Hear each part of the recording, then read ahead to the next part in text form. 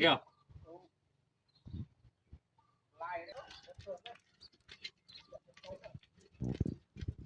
Cái chốt đó thì làm lên.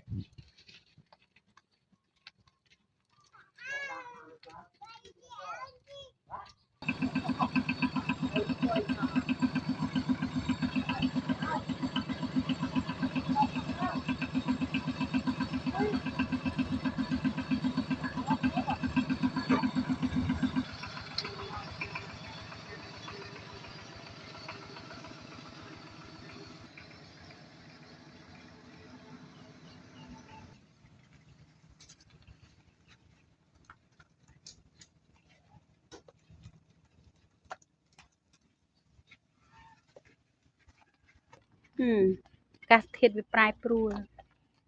Lăng riêng nước ống nơi giết cái nên đâu là vol đây nhiều một khoản ăn này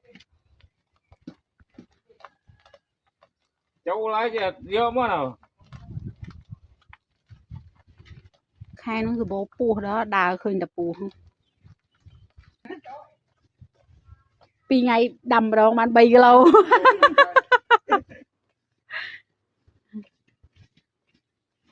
nó tung chôn mà sò ấy sò cuối ơi sao cô là chuối câu tầng bọc lần chuối như này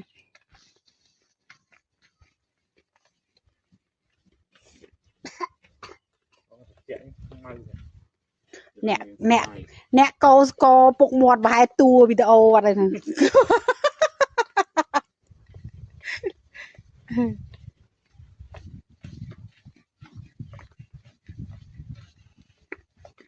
to nhá vai mấy quý rồi cho biết thò mình chia là ao biết sò mà chanh sò bằng nắng sò ấy chặt lưng không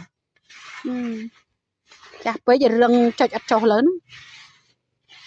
trong bay xoài nè đa sao bập pê chứ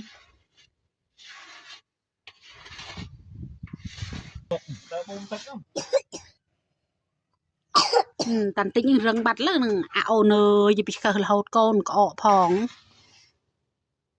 mà cái biết tu đây thì cái biết đây thì cái tờ riêng nó hay thi nó có không không